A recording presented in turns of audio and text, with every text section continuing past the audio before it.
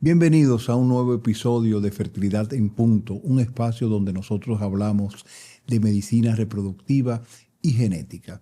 En el día de hoy vamos a estar hablando con un componente de nuestro equipo, Profer Medical Group, el director de embriología, el señor Miguel Córdoba Lisco. ¿Cómo estás, Miguel? Hola, Víctor. Hola a todos. Buenas tardes, buenas noches. Miguel, vamos a comenzar esta tercera temporada. Ya, tercera. ¿Cómo ha pasado el tiempo? ¿La verdad?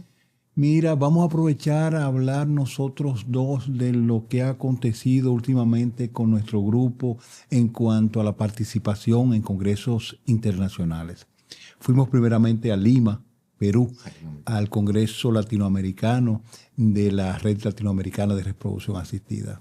Háblanos Exactamente. un poquito. Bueno, una vez más, como todos los años, o sea, sí se hace desde ahora en más, el Congreso General de la Red Latinoamericana de Reproducción Asistida. Dejaron de haber aquellos congresos parcializados por zona dentro del Los continente. regionales, nosotros nos tocó hacer el año pasado, en el 23, el último regional. Tal cual, que fue hemos Punta hecho Cana. el último en Punta Cana, donde tuvimos, por suerte, una activa participación. Ahí hemos comenzado con la serie de publicaciones fuertes dentro de Profer Medical Group. En aquella ocasión, ¿te acuerdas que habíamos concursado con algunos trabajos y tuvimos el segundo y el tercer puesto? Tres trabajos, y ganamos segundo y tercero. Segundo y tercero. Sí. Claro que lo recuerdo. Y nada, en Lima fue un evento multitudinario, por cierto, en una ciudad multitudinaria, por cierto, también. Pero bueno, tuvimos la participación, tanto vos como speaker de algunas charlas. Sí, yo estuve como speaker en el precongreso de gestión, hablando sobre la publicación de datos y cómo eso se utilizaba en publicidad, la ética en la publicación. Y eso es importante. Voy a hacer un paréntesis aquí para preguntarte, porque nosotros vemos mucho. ¿Te acordás que ayer estábamos viendo una beta positivo en una de las redes sociales y decíamos, ¿cómo se confunde, no? La subunidad beta positiva, o sea, para quien no lo entiende, es el primer análisis de sangre en la paciente que se ha transferido y hacía 12 días. Es para ver si hay evolución del embrión dentro del útero de su mamá. Sí, pero de ahí... Eso se utiliza como una herramienta, vamos a decir, publicitaria.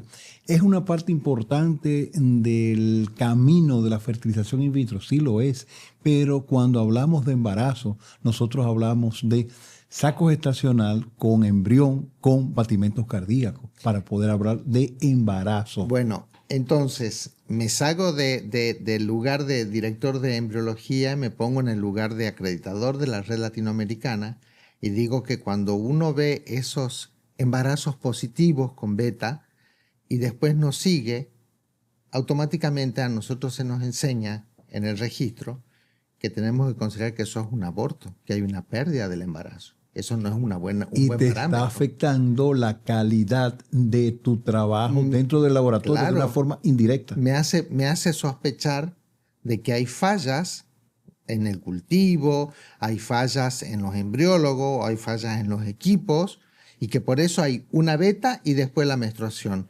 Y no es cierto, no es simplemente cierto. Que es un embrión que no acopló bien al endometrio por X motivo. La calidad del aire también es importante y se correlaciona mucho con los abortos subclínicos o beta positiva bioquímica. Lo quise traer a propósito a esto porque, digamos, a vos te gusta mucho lo que es gestión y cómo hablas muy bonito de los datos del registro. Y siempre te lo dije, no te lo estoy diciendo ahora frente a cámara. Siempre te dije que tenés una forma linda de contar los resultados.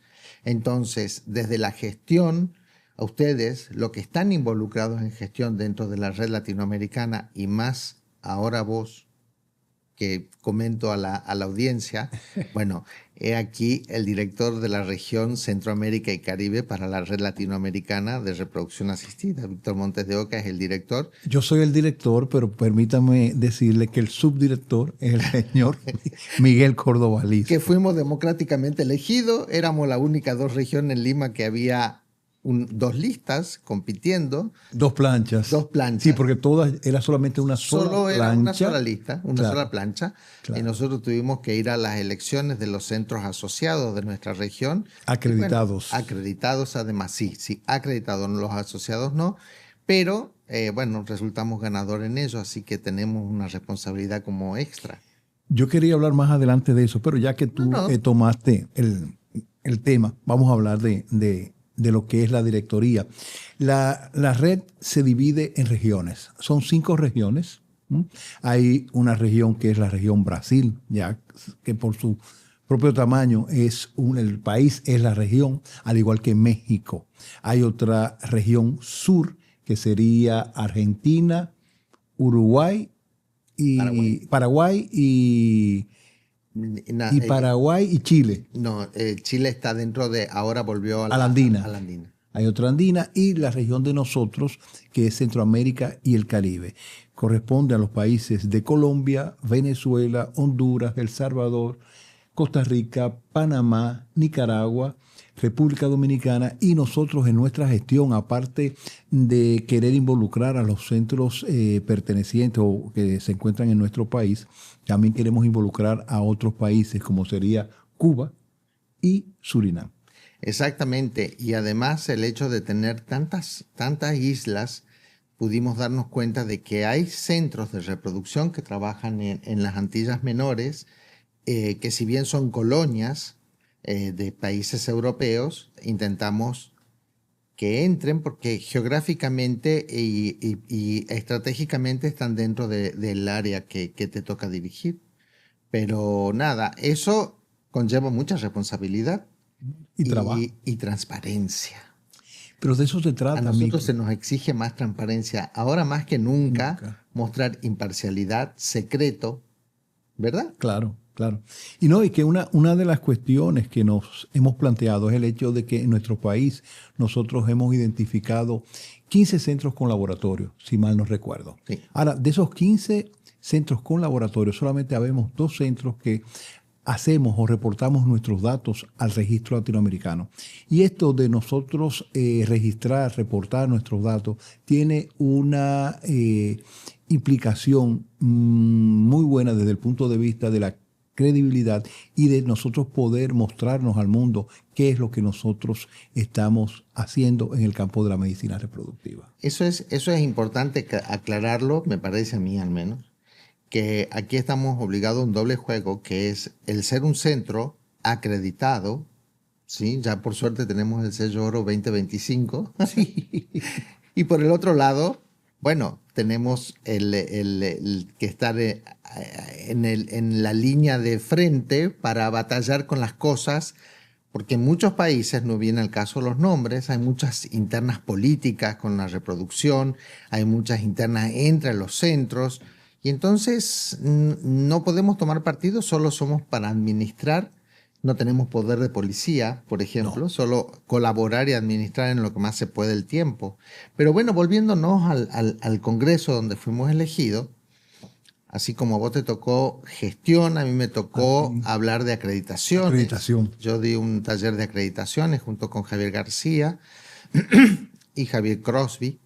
Y nada, la gente muy interesada, muy participativo fue el Congreso aquel. Con muchos avances, porque aparte está muy bueno que lo sepa la gente y el que escucha, que actualmente los congresos de la red tienen una categoría de congreso internacional, o sea, ya dejó de ser un congreso regional o continental o latinoamericano, ahora está dentro del calendario mundial, en donde está el Congreso Europeo, el Congreso Americano. Vamos a hablar ahorita del europeo, que también tuvimos la dicha de participar. Miki, vamos a hablar de los trabajos que nosotros llevamos a este Congreso. Fueron 4 trabajos de nuestro grupo. Fueron 4 trabajos que hemos llevado, de los más diversos. Hemos empezado con uno que era un case report de Ramoncito Checo, de una paciente que tenía transferencia fallida. Se le hizo un estudio, ¿sí?, de endometrio a ella, y con aquel estudio y las sugerencias de los genetistas y el estudio profundo sobre lo que, bueno, se logró el embarazo y ahora hace un mes conocimos a ese hermoso bebé. Luego tuvimos uno que es sobre qué superficie abarca un blastocisto dentro de su estructura, cuánto miden sus células, qué área ocupan, y eso se relacionó con si el embrión tenía una carga genética euploide o no. Y logramos encontrar, es un trabajo que se va a continuar. Continuar, claro, para aumentar el N. Se logró encontrar cierta correlación entre el aspecto, o sea, el tamaño que tiene el embrión, con su carga genética. ¿Vamos? Es un test, se puede decir, no invasivo. Luego hemos trabajado sobre qué era mejor en algunos pacientes con ciertos parámetros seminales particulares, fragmentación, etcétera, si a los espermatozoides de la pareja lo procesábamos por gradientes de densidad o lo pasábamos por biomembranas. Y bueno, resultó que las biomembranas... Nicky, recuérdate que estamos hablando para personas comunes, pacientes, y por lo regular no van a entender lo que es membrana, gradientes. Se pasa por unos coladores químicos a los espermatozoides para poder seleccionar los mejores de los no mejores. O ponerlos a través de pongamos una tela microscópica, por así decirlo, que es una membrana, para que ellos pasen por ese filtro solo si tienen ciertas características. Y eso nos llevó a elevar la tasa de embarazo. Y luego el último, un trabajo que lo veníamos pensando ya de hace unos buenos meses atrás, dada la condición o la característica de la población que tenemos, con que trabajamos, que hay muchos varones hipertensos, y entonces esa enfermedad en algún momento perjudica la calidad de espermatozoides, y entonces hemos visto que, estamos viendo, porque también es un trabajo que si bien ya están, esos 4 trabajos están publicados en el GBRA. En el que de hecho, Jornal Brasileiro, que es el órgano de difusión de la Red Latinoamericana de Reproducción Asistida. Y es una revista que ha cogido mucho auge, y fíjate que estamos teniendo personas que envían sus publicaciones o sus trabajos para ser publicados de diversas partes del mundo, sí, no son solamente latinoamericanos. No, ya tiene puntuación, no me acuerdo el índice que tiene ahora, creo que es 0.94, es bien alto. Bien alto. Sí, está categorizado como bien alto, eso es una tarea de muchos años que llevaron los editores, María do Carmo, Tyson, Paulo Tyson, bueno, de un grupo de editores. Edson Borges. Edson también están. Fue o sea, quiero contar, el editor es la persona que se va a sentar con el trabajo, no va a mirar los autores, va a leer el trabajo y va a decir, este trabajo vale la pena o no vale la pena. A este lo publicamos o a esto no lo publicamos. En una segunda instancia, una vez que fue seleccionado, recién ellos se enteran de quiénes son los autores. Eso es para evitar los favoritismos, los amiguismos, etcétera, etcétera. Bueno, tuvimos la suerte de publicar 4. 4, sí. 4 fueron. Eso es interesante para nuestro centro, y es importante para nuestros pacientes, porque estamos generando datos de una población que podemos decir que no se conoce. Y que lo que uno intenta primero es primero poder conocerla mejor y poder acercarles resultados. Hay un parámetro que en inglés, lo voy a decir, después lo traduzco en castellano, time to pregnancy, el tiempo para el embarazo, que es un parámetro que el médico se mide en los médicos, se mide cuánto tiempo tiene que tener una paciente en tu consultorio para salir embarazada. Bueno, todos estos trabajos, sépanlos, que tienen que ver, no es investigar y solo investigar por investigar, es con un objetivo que es beneficiar a la paciente, a su embarazo, y que el tiempo que tarda en embarazarse en el consultorio de un médico sea lo más corto posible. Eso es costo efectivo. Claro. Y en el desarrollo, vamos a ver, eso va mucho también con lo que es gestión. Bueno, Ejemplo, una paciente, una pareja, entra dentro de una clínica, uno como clínico, tú como embriólogo, sabes en qué paso va esa pareja, pero ellos se sienten perdidos, ellos no saben qué deben de esperar. Por eso tú tienes que tener la jornada del paciente bien idealizada, bien representada y que cada persona sepa dónde ella va caminando. Y lo que queremos es el objetivo, es tener un recién nacido en casa. exactamente. Vivo. Pero Y preferiblemente sano. Hay que tener mucho cuidado exactamente. en ese sano. Porque quiero que aprovechemos para que aclares como doctor por qué nosotros tenemos cierto recaudo cuando decimos un bebé nacido, vivo y después en segunda opción sano. Porque todo embrión, por más que haya sido sometido a una biopsia de embriones preimplantacional y que se sepa que su carga genética, cromosómicamente hablando, es euploide, no significa que no trae mensajes anómalos desde lo genético. O sea, tiene padres diabéticos. Lo más probable es que sea diabético. No podemos evitar aquella enfermedad del día de mañana que el bebé se desarrolle en adulto, ¿verdad? Claro. Entonces, por eso es que tratamos de evitar la palabra sano, no porque no lo deseamos, sino porque no queremos generar falsas expectativas. Lo que intentamos es no mentir, no engañar.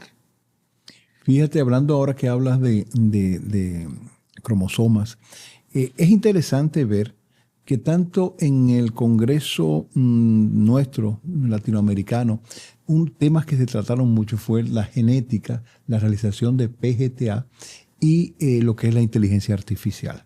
¿Okay?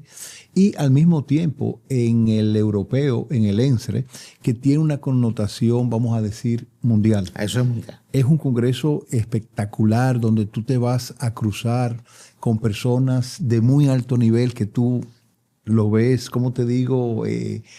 Tal fulanito de tal fue que hizo tal trabajo, que descubrió tal cosa, que fue el primero que investigó de eso, y tú te vas a poder codiar con ese tipo de personas, pero guardando la distancia. También en ese congreso se le dio mucha importancia al PGTA y a la inteligencia artificial. No sé si tú sentiste eso mismo. Claro, y además empezaron a mirar ahora un parámetro que se estudiaba, pero cada vez estamos dando más importancia, todavía no está en los laboratorios instaurado, que es el estudio del potencial mitocondrial, o sea, la usina energética que va a sostener ese embrión, la planta eléctrica. Digamos, cuando se corta la luz en un edificio, la planta eléctrica va a dar eso. Bueno, ¿qué pusiste cuando se corta la luz? La gente entiende muy bien lo que es. Eso entendemos los de que vivimos en Dominicana. Claro. Bueno, cuando se corta la planta, la energía eléctrica, el embrión tiene su propia usina, su propia planta, y entonces ahora empezaron los estudios para ver cuán potente o no potente es la planta eléctrica que ese embrión tiene para sostenerse los primeros días de vida, que son las mitocondrias. Y también está relacionado con los diagnósticos genéticos preimplantacional, porque desde ahí mismo se deriva ese estudio. Y la verdad que presentaron trabajos sumamente interesantes con respecto a eso.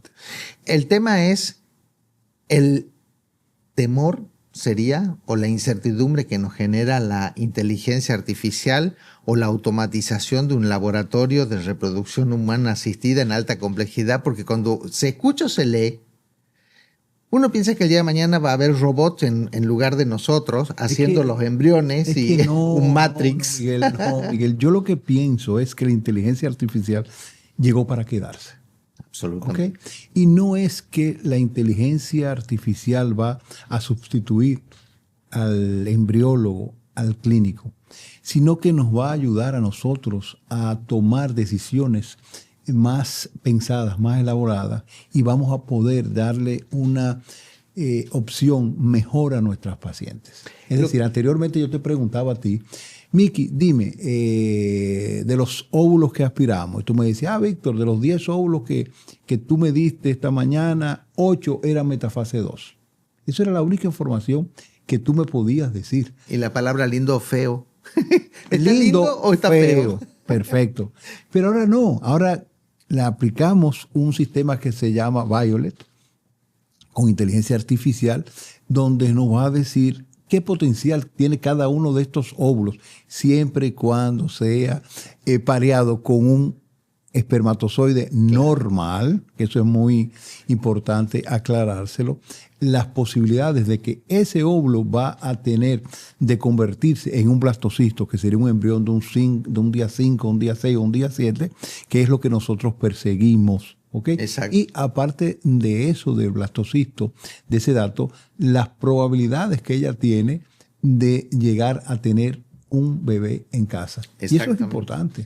Pero aparte, lo que también se va a venir con el tiempo y con la ayuda de la inteligencia artificial es como vos hablaste ahora del no voy a nombrar la empresa que acabas de nombrar, pero hay un deep learning, o sea, un conocimiento profundo. Que nos tiene que de alguna forma avanzar para permitir el mismo estudio que se hace en el óvulo, poder hacerlo en el espermatozoide, pero en el espermatozoide que vos vas a inyectar. Porque digamos, en este momento volvemos a lo mismo en el sentido de que no hay un estudio. Hay un estudio que dice qué probabilidad tiene el óvulo de darte un embrión.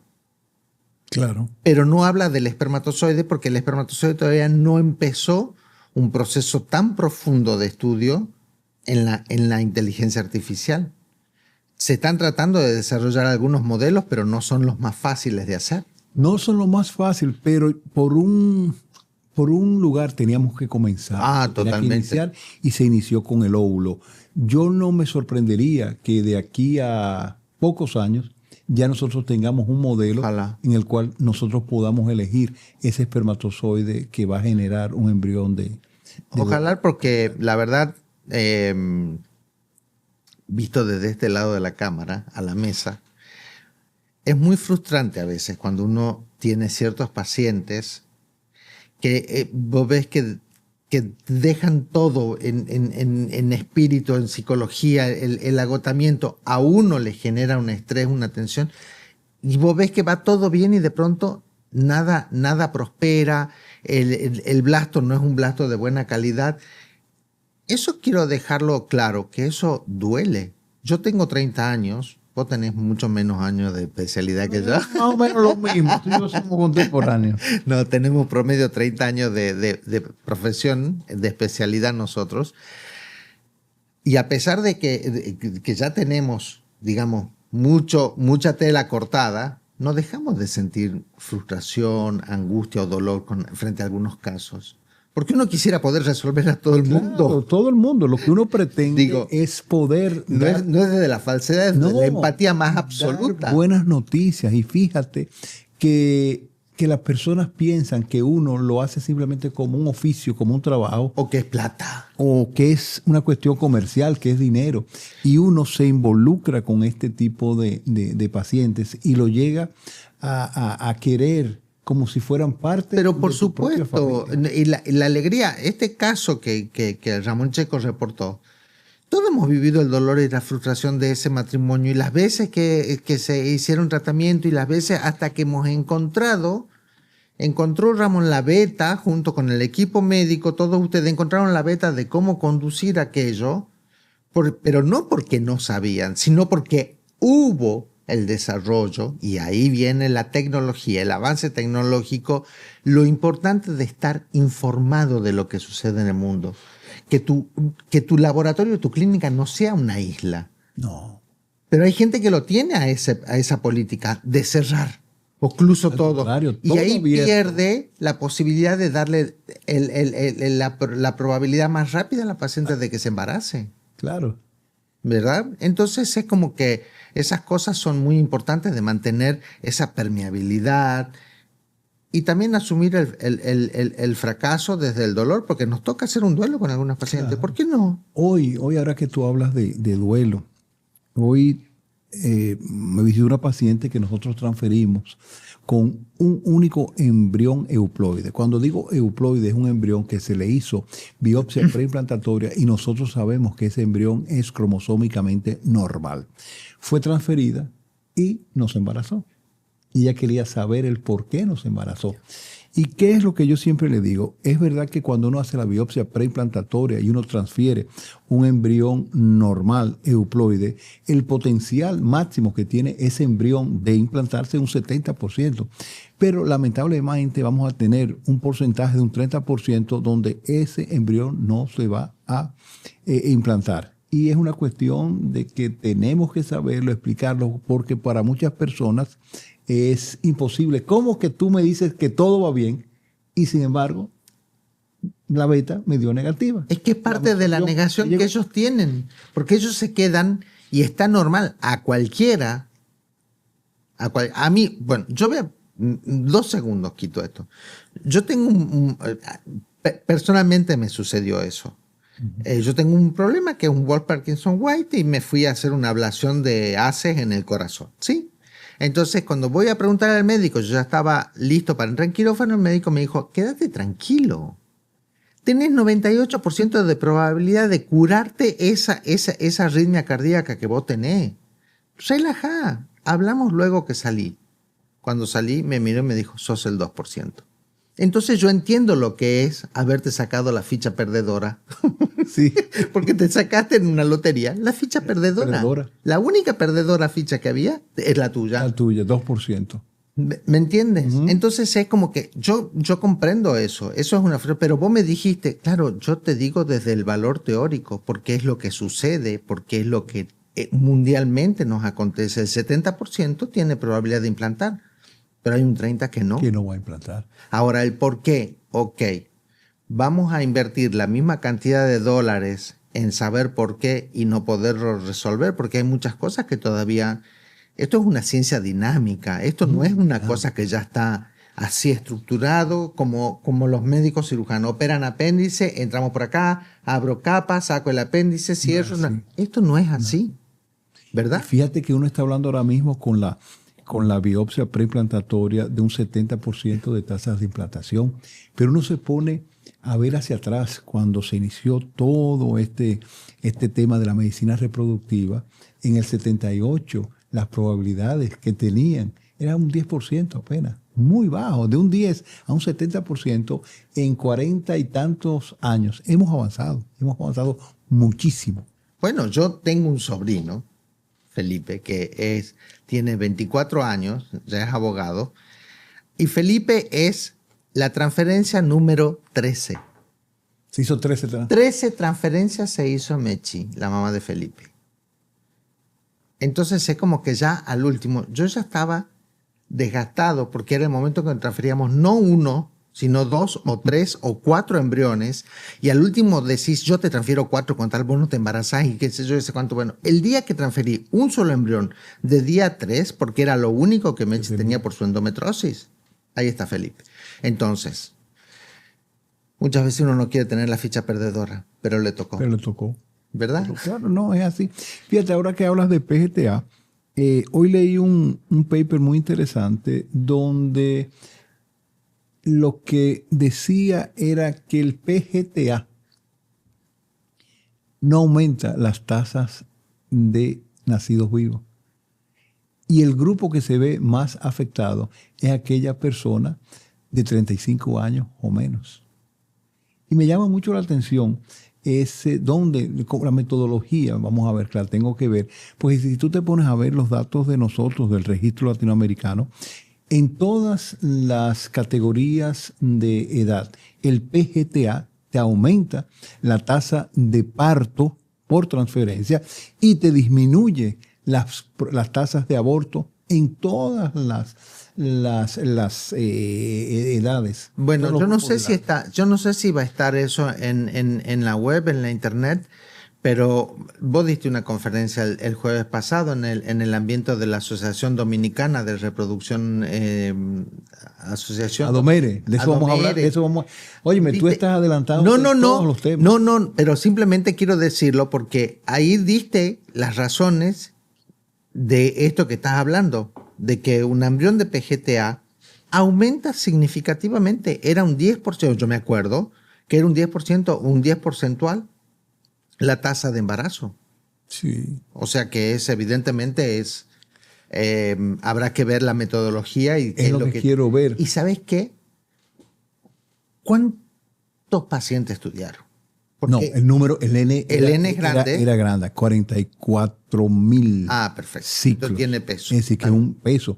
Ahora, no sé, me llama la atención que no te aumente la tasa de embarazo evolutivo, no te la aumenta.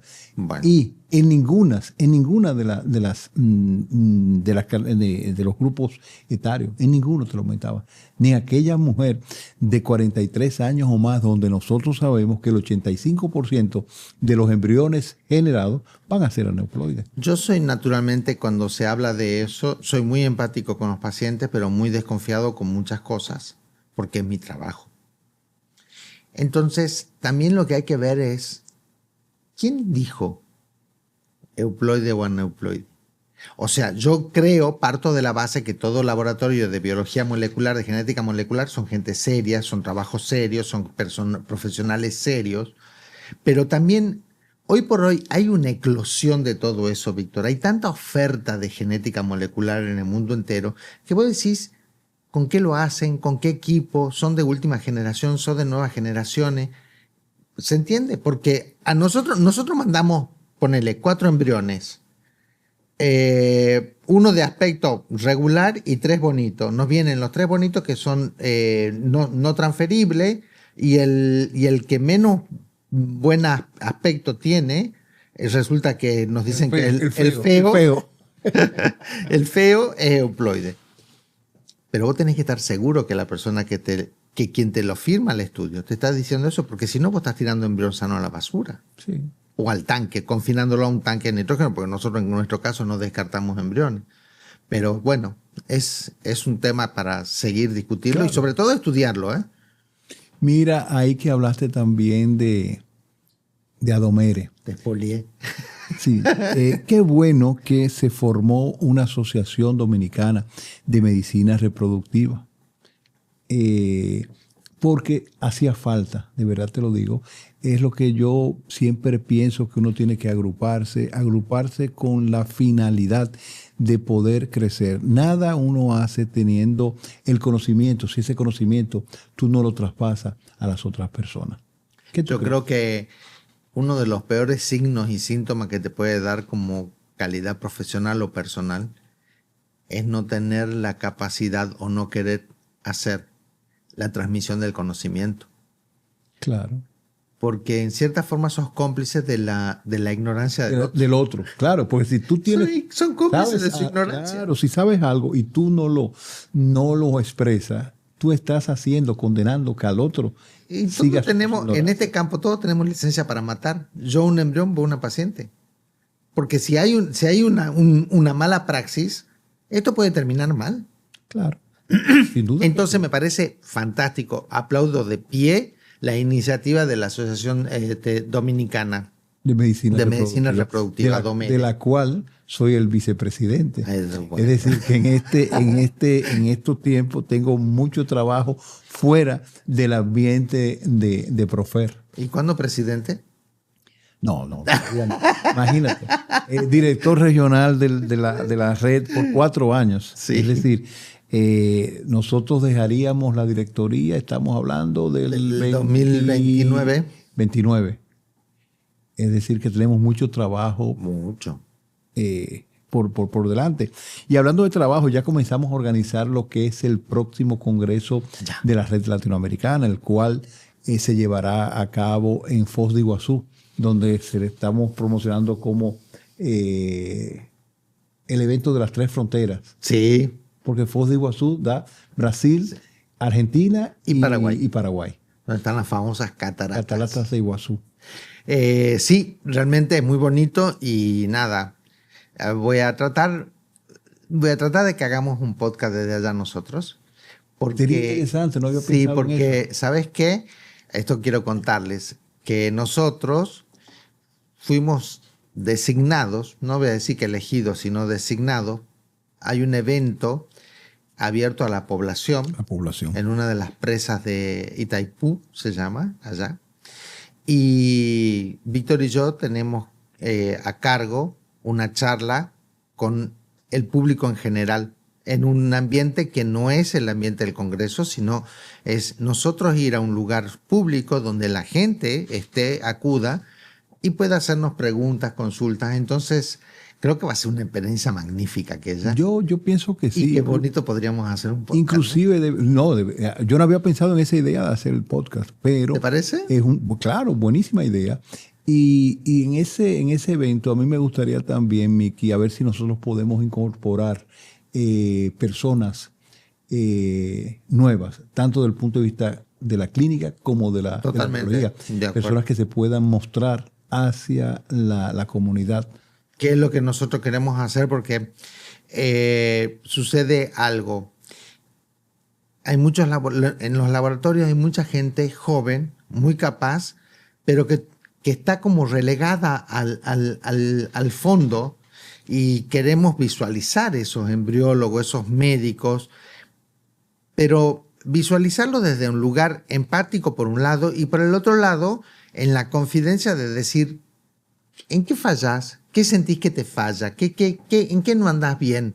Te ayudamos, sin objetivo alguno, porque la estrategia no es venir a Profet o trabajar con nosotros o derivarnos pacientes, no, es simplemente sé mejor vos. Claro. Y que eso ayuda a la paciente infértil de Dominicana y de nuestra región, porque en definitiva lo que estamos buscando es el beneficio para la paciente, ¿o no? Claro. Eso es el objetivo. Y hablando de eso, fíjate, Miki, no te lo había planteado y te lo voy a plantear en público. En esta temporada yo he pensado adoptar la política de invitar personas que no pertenecen al ecosistema de Profer. Es decir, médicos que hacen reproducción, que son de otros centros, que ustedes lo podrían ver como competencia de nosotros, para que participen en estas conversaciones y que las personas se puedan beneficiar del conocimiento que otra persona puede. Yo lo aplaudo y lo acompaño. Cuenta conmigo en lo que tengas que contar, porque la verdad que me parece sumamente bonito ese nivel y esa decisión personal y política de apertura de Profer y de Víctor Montes de Oca a la sociedad médica que se dedica a la reproducción. Porque eso habla mucho desde el factor humano. Es que necesitamos crecer. Y es como tú dijiste, no hago nada quedándome con un conocimiento y queriendo ser yo. Cuando, óyeme, vamos a ser todos y somos mucho mejor. Y ¿sabes qué, Víctor? Es lo que yo pienso, y no sé, usted que está detrás de cámara, háganos un comentario a ver si yo soy un poco utópico, porque lo que voy a comentar es utopía. Yo tengo como goal estándar, como top de gama, un pensamiento que es, yo cuando me voy a acreditar centros, no voy pensando en tu trabajo, voy pensando en tu paciente. Porque tu paciente de X país, no importa qué país sea, que no se puede reproducir o tiene problemas de fertilidad, yo quisiera que esa persona tenga la misma probabilidad de tener el éxito de su embarazo, tanto en su país como en cualquier otro. O sea, pensar en definitiva, la apertura que vos estás pidiendo y planteando en este momento para con la sociedad de reproducción, tiene que ver con un beneficio para la paciente, no una fama para el médico. Claro. ¿Se entiende lo que digo? Yo te entiendo. Entonces yo a eso voy. Qué bonito que todos pensemos en darle las mejores probabilidades a una paciente que sufre, que llora, que duele, que gasta un montón de cosas, dinero entre ellos, pero... Y emociones. Psicológicamente queda limado. Y frustraciones. Exactamente. Entonces que tengan todos la misma probabilidad, no que sea azaroso, o el azar, mejor dicho, el que domine si vas a quedar embarazada porque has ido a este centro o a este otro centro. Tendría que tener toda la misma probabilidad, ¿verdad? Ahora que tú hablaste yo cuando voy a acreditar, vamos a explicarle lo que es la acreditación. Es decir, Miguel tiene o pertenece a la red en un grupo de personas que van por toda Latinoamérica a visitar los laboratorios, siempre y cuando el laboratorio, el director, tanto el director clínico como el director de laboratorio, pidan la visita de acreditación. Y Miguel es una de esas personas que tiene que ir. Cuéntanos cómo es el trabajo tuyo, o cuéntales. Ese es un trabajo, bueno, primero es blindado, es secreto, hay un secreto de confidencialidad absoluto y estricto. Uno tiene que entrar al laboratorio, a la clínica, inspeccionarla desde el punto de vista de la estructura, la funcionalidad, los procesos que tiene la paciente, la jornada del paciente, digamos, y el proceso que tiene el embrión durante su formación, durante los 5 primeros días de vida, y cuál es el destino. Uno tiene que mirar holísticamente todo, no con el ánimo de sentenciar, sino con el ánimo de ayudar, y que si uno detectase algo que no es grave, darle la posibilidad de que se acrediten en una forma condicional, como para decir, bueno, mira, te quedan estos 6 próximos meses conmigo de diálogo para que vayamos mejorando tal o cual cosa. Entonces, es mirar que todo esté con transparencia, que todo esté dado con la mejor opción para que el embrión se desarrolle y no muera en el proceso, salvo por cuestiones naturales, que no prospere, que se haya detenido en el crecimiento, etcétera, etcétera. Además de evaluar la capacidad y capacitación de los profesionales, porque ahí tienes que ver no solo al médico o al embriólogo, tenés que ver el psicólogo, tenés que ver el andrólogo. El nutricionista. Exactamente. Todo el mundo. La secretaria, aunque tú no la evalúas, pero en lo que es la gestión de un centro de reproducción, todo el personal tiene un valor específico. Totalmente. Es que por eso no puede no estar, no hay alguien que valga menos que otro en un equipo de reproducción, ¿te has dado cuenta? Todo tiene su Porque valor. en nuestro caso hasta Joana cuenta cómo lleva el desayuno a la paciente para verla si está recuperada o no. Todo el mundo contamos, todo el mundo somos importantes. Es así. Eso es muy bonito. Mira, Miki, yo creo que por el día de hoy, creo que ya hemos agotado el tiempo.